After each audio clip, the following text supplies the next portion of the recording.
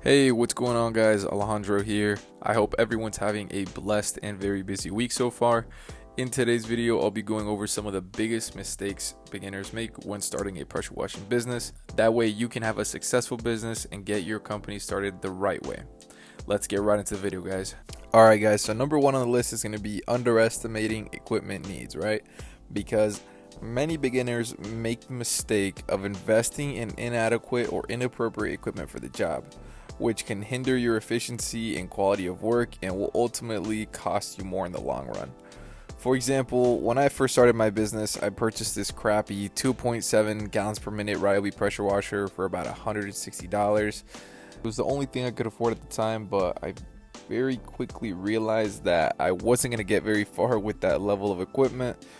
There were way too many complications, biggest one being I needed an electrical outlet to use the machine, so that was a huge inconvenience, and also it would take forever to get jobs done. A few weeks later, I saved up some money and upgraded to a 4,200 psi DeWalt pressure washer from Home Depot, which ended up being a huge mistake. I failed to realize at the time that pressure washers like the ones they sell at retail stores are meant for homeowner use and not really daily use.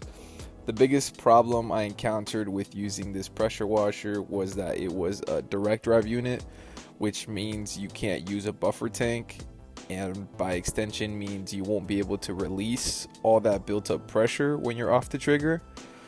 That's exactly what happened to me. The machine was running and I was off the trigger for about a minute and a half, and all that built up pressure completely just blew out my unloader. Luckily, I had purchased insurance when I first bought it, so that was able to get me a refund somehow.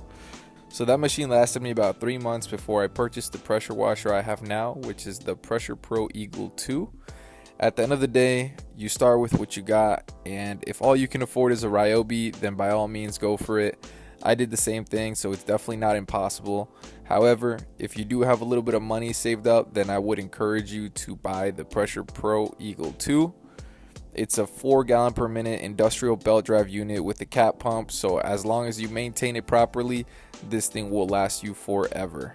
If you're enjoying the video so far, please consider hitting that like button. It will definitely help me out a ton with the algorithm, and hopefully I can get my message out to more people so they can learn from my mistakes.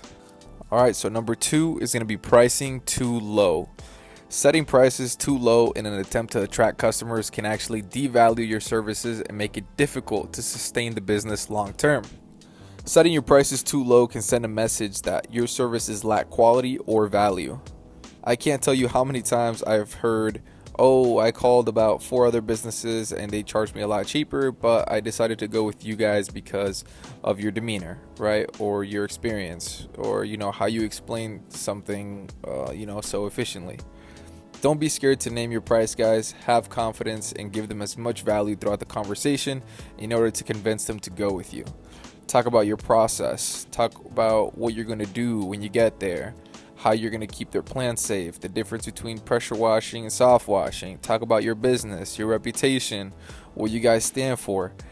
And if you're getting a bit of friction when saying your price, but you really want the job because you're new, then it's okay to negotiate. Say something like, if you look for a cheap price, you'll get cheap quality. We do a bit of a higher end job, and our prices do reflect that. That being said, since you are a first time client, I can give you $25 off and we'll call it. And then you name your price. Notice how I had a reason to lower the price. Never lower your price for no reason, guys. It looks bad and most prospects take it as a red flag. Number 3 is going to be inadequate marketing. Failing to invest time and effort into marketing and promoting the business can result in a lack of visibility and fewer customers. Starting a business isn't easy, and if you're not putting in the work to let people know you're in business, then don't be surprised if your phone doesn't ring. Give out door hangers, business cards, flyers, put up yard signs, door knock, cold call, whatever it takes. Success doesn't happen by accident. Get out there and make shit happen.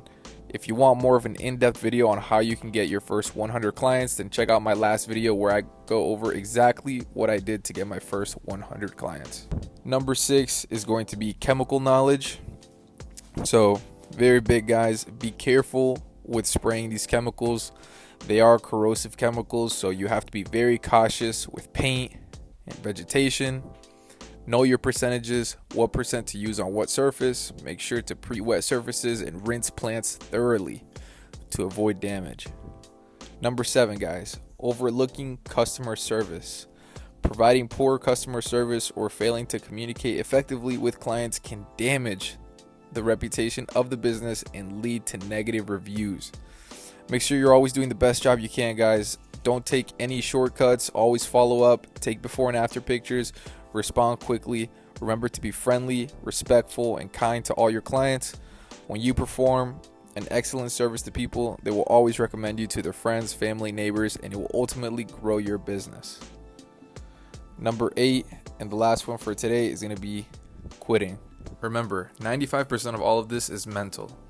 You have to be willing to put in the hard work every single day, knowing that it will pay off someday. All the late nights, the early mornings, the struggle, the grind, it will all pay off in the end, but you just have to stay consistent and believe in yourself. Believe that you can do anything you commit yourself to. You have to start changing your mindset from maybe I can do this to I will do this. Today's quote of the day is, life does not get better by chance. Life gets better by change, from Jim Rohn. Success doesn't happen on accident, guys. Remember to work hard, work smart, and make shit happen. If you stuck around this far, then you are a true legend in my book, and I truly appreciate you. If you took away any value from this video, it would mean the world to me if you liked the video. Possibly consider subscribing. I'll be posting more pressure washing content to help you guys build and grow your business, so please stay tuned. With that being said, that's it for today's video. Hope everyone has an amazing week. You can do this. I believe in you. Let's make shit happen.